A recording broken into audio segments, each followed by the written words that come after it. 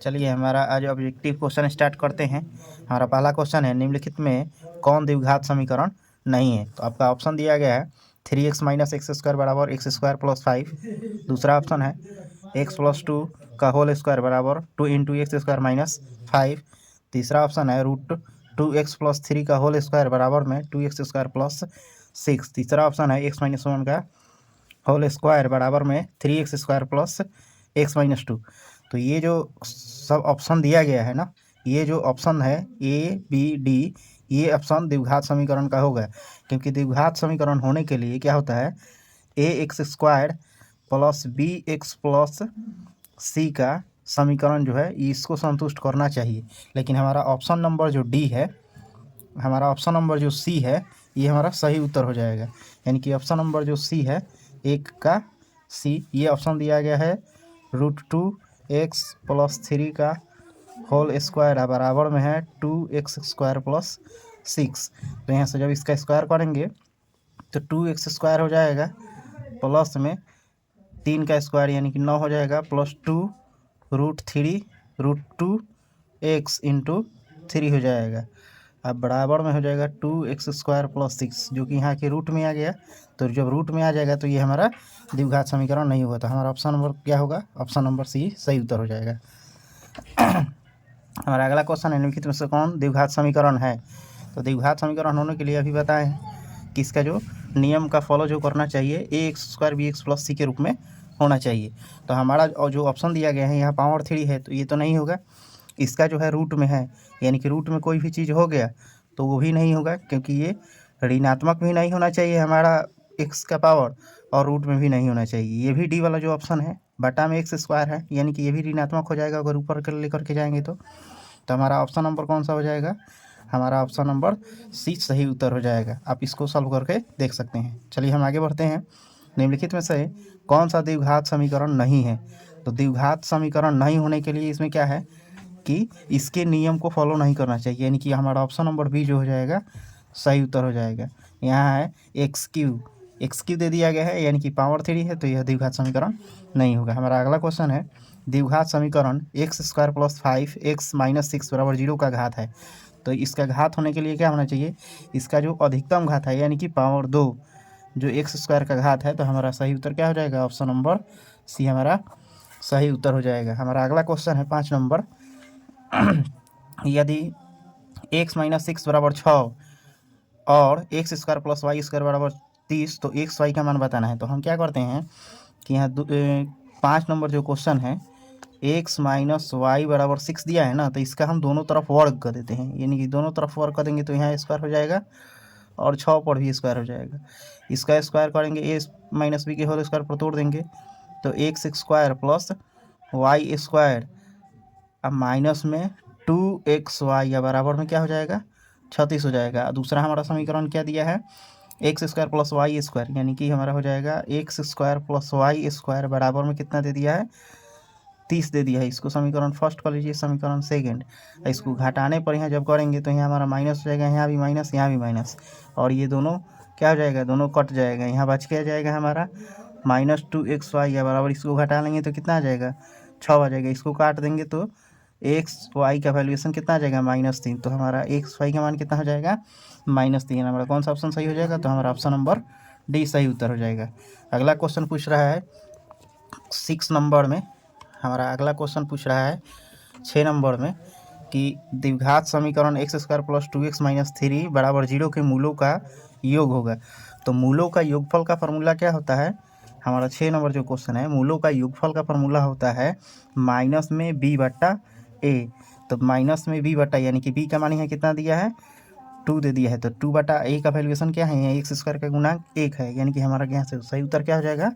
-2 हमारा सही उत्तर हो जाएगा, यानी कि ऑप्शन नंबर ही हमारा सही उत्तर हो जाएगा। हम आगे की तरफ बढ़ते हैं। हमारा अगला क्वेश्चन है 7 number, A square plus A square P square into X square minus Q square बराबर दिया है 0। तो इसके मूल क्या होंगे ये बताना है। तो हम यहाँ से मूल निकालने के लिए क्या करते हैं कि यहाँ से माइनस जो क्यू स्क्वायर है ना, इसको बाहर उधर बराबर के उस साइड भेज देते हैं। P square x square plus में हो जाएगा क्या? क्यू स्क्वायर हो जाएगा। अब इसमें से हम एक्स स्क्वायर को रखते हैं और सबको उधर गुना में है तो भाग में भेज देते हैं, यानी कि क्यू स्क्वायर बट्टा हो जाएगा ए स्क्वायर बट्टा में हो जाएगा पी स्क्वायर। यहाँ से एक्स स्क्वायर का गुणांक जब हटाएंगे यानी कि पावर जब हटाएंगे तो यहाँ क्या चढ़ जाएगा, रूट चढ़ जाएगा, क्यू स्क्वायर बट्टा में ए स्क्वायर पी स्क्वायर। और जो ये रूट में होता है ना, ये प्लस माइनस दोनों वैल्यूएशन होता है, यानी कि हमारा एक क्यू हो जाएगा, इसमें से भी जो स्क्वायर हटा लेंगे तो ए हो जाएगा, एगो पी हो जाएगा, यानी कि हमारा ऑप्शन नंबर क्या हो जाएगा, ऑप्शन नंबर किस में दिया गया है तो हमारा ऑप्शन नंबर डी सही उत्तर हो जाएगा। क्यू बटा प्लस माइनस ए पी हमारा सही उत्तर हो जाएगा। चलिए हम आगे बढ़ते हैं। हमारा अगला क्वेश्चन दिया है 8 नंबर में, यदि x बराबर 7 + 4√3 हो तो x + 1 बटा x का मान बताना है कि क्या होगा। तो इसके निकालने के लिए देखिए हम क्या करते हैं, इसको निकालने के लिए हमारा 8 नंबर जो क्वेश्चन है, इसको निकालने के लिए x बराबर में जो दिया है तो इसको हम ऐसे लिख सकते हैं ना, 4 + 3 और प्लस में 4√3 दिया है, फिर इसको हम ऐसे लिख सकते हैं बराबर में 2 का स्क्वायर और प्लस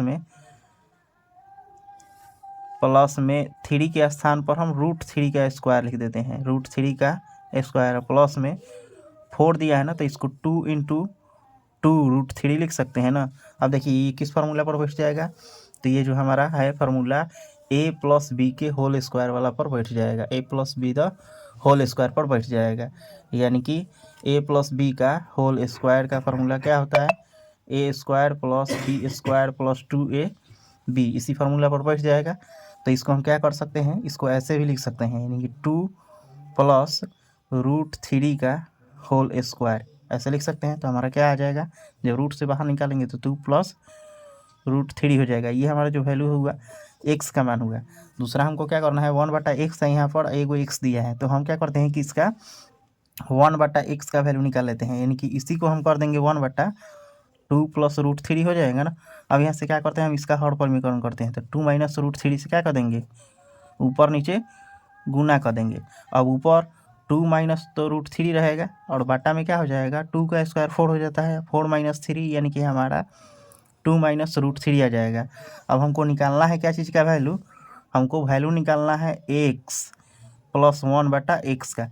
तो हमारा x का वैल्यू कितना आया था, ये हमारा x का वैल्यू हो गया 2 + √3 और प्लस में 1/x का हम वैल्यू निकाले हैं, तो हमारा 1/x का वैल्यू कितना आया है, 2 - √3, यानी कि 2 माइनस में √3 और -√3 से -√3 खत्म हो जाएगा, तो हमारा कितना आंसर आ जाएगा, 4। हमारा ऑप्शन नंबर कौन सा सही उत्तर हो जाएगा, ऑप्शन नंबर ए हमारा सही उत्तर हो जाएगा। आगे की तरफ बढ़ते हैं। हमारा अगला क्वेश्चन है, यदि 10 के पावर, यदि हमारा अगला क्वेश्चन है, चलिए हमारा अगला क्वेश्चन है 9 नंबर, यदि 10 के पावर 2y दिया है और बराबर में कितना दिया है, 25 दिया है, तो कह रहा है कि 10 के पावर -y का वैल्यू क्या होगा ये बताना है हमको, ठीक है। तो यहाँ से हम क्या करते हैं, इस 10 के पावर y लिख करके इसका हम होल स्क्वायर इस रूप में लिख सकते हैं ना, बराबर में 25 जो दिया है इसका हम 5 का स्क्वायर लिख देते हैं, ठीक है। अब 5 का स्क्वायर इसको लिख देते हैं, और ये जब स्क्वायर सेम चीज़ है, जब स्क्वायर सेम है तो हमारा बेस भी सेम हो जाएगा, यानी कि 10 के पावर y बराबर कितना हो जाएगा, 5 हो जाएगा। लेकिन हमारा यहाँ वैल्यू जो चाहिए, यानी कि 10 के पावर -y, यानी कि 10 के पावर -y को हम कितना लिख सकते हैं, 1/10 के पावर y।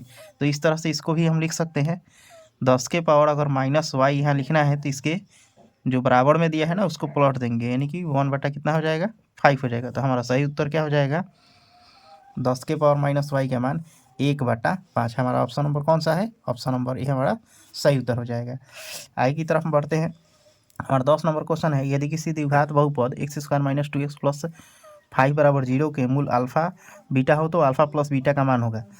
तो अल्फा प्लस बीटा का जो मान है, अल्फा प्लस बीटा का मान निकालने के लिए क्या हम बताएं कि इसका फार्मूला होता है -b/a, और यहाँ से समीकरण में दिया है -b का मान कितना है, -2 है, और माइनस पहला ही से होता है -2 और बाटा में a का वैल्यूएशन कितना है, x² का गुणांक 1 है, यानी माइनस से माइनस खत्म हो जाएगा, यानी कि 2। हमारा कौन सा ऑप्शन सही हो जाएगा, ऑप्शन नंबर बी हमारा सही उत्तर हो जाएगा। आगे की तरफ बढ़ते हैं। हमारा अगला क्वेश्चन है, यदि x² + 1/x² बराबर 14 हो तो x + 1/x का मान बताना है, क्या होगा।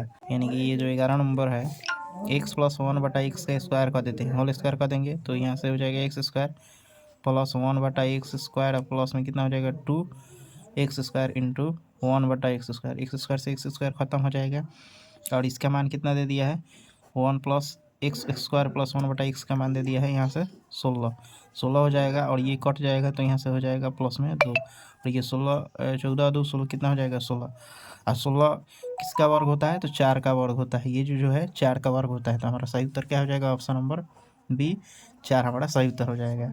चलिए हम आगे देखते हैं 12 नंबर क्वेश्चन है हमारा।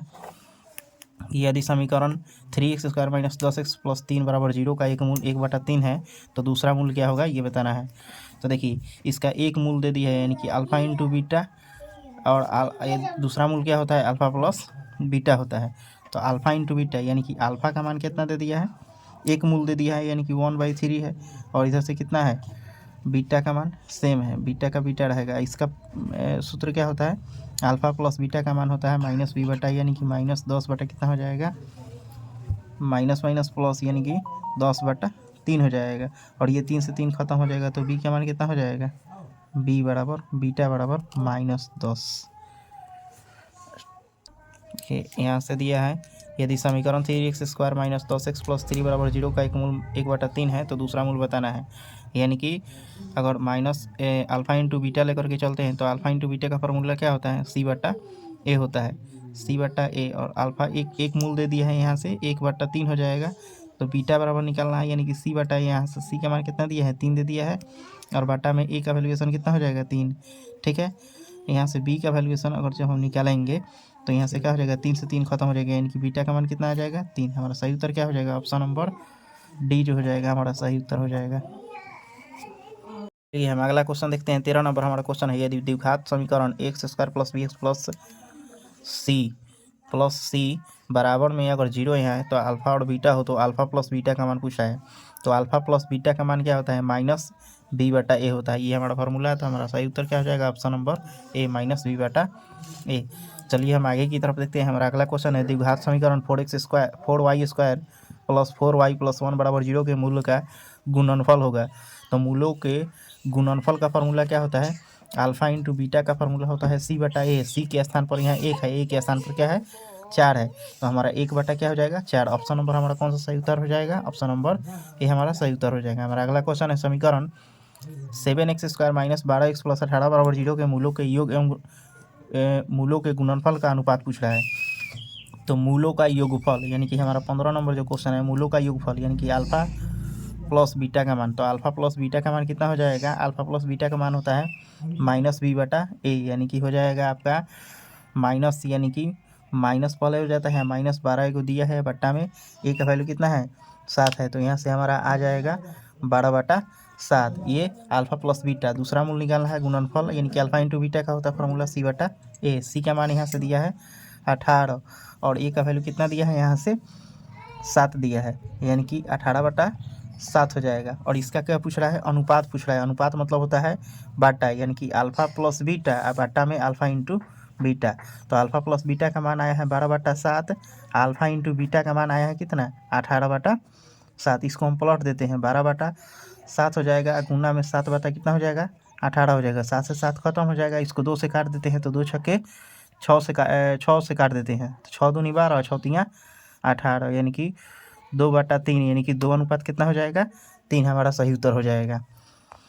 यानी कि हमारा कौन सा ऑप्शन सही होगा तो ऑप्शन नंबर हमारा डी जो होगा सही उत्तर हो जाएगा। हमारा अगला क्वेश्चन है यदि द्विघात समीकरण x² + bx + c = 0 के मूल बराबर हो तो c का मान होगा।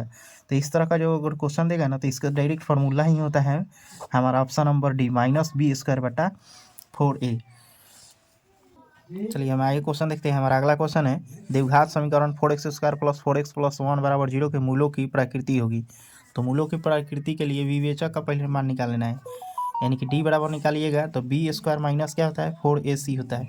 तो b का यहाँ से मान कितना दिया है 4 दिया है, 4 का स्क्वायर हो जाएगा हमारा कितना हो जाएगा 4 का स्क्वायर -4 a का मान कितना है 4a है और c का वैल्यूएशन कितना है 1 है। तो यहाँ 4 का स्क्वायर कीजिएगा तो 16 4 का स्क्वायर कीजिएगा तो 4 गुने 4 कीजिएगा तो कितना हो जाएगा 16, 1 करेंगे तो 1, 16 खत्म, बराबर में 0। अगर डी बराबर अगर 0 आपका आ जाता है तो इसका मूल क्या होता है, वास्तविक और बराबर होता है। यहाँ लिखता है वास्तविक और समान भी कभी कभी लिखता है, तो वास्तविक और बराबर कहिए या वास्तविक के समान कहिए, हमारा सही उत्तर हो जाएगा ऑप्शन नंबर बी। चलिए इस क्वेश्चन को हम यहीं तक ऑब्जेक्टिव रहने देते हैं। ये जो ऑब्जेक्टिव जो बताए हैं ये आपके बोर्ड एग्जाम 2024 के जो 16 यानी कि 16 फरवरी को जो आपका एग्ज़ाम होने वाला है ना, उसमें ये बहुत ही इम्पोर्टेंट, बहुत ही महत्वपूर्ण होने वाला है।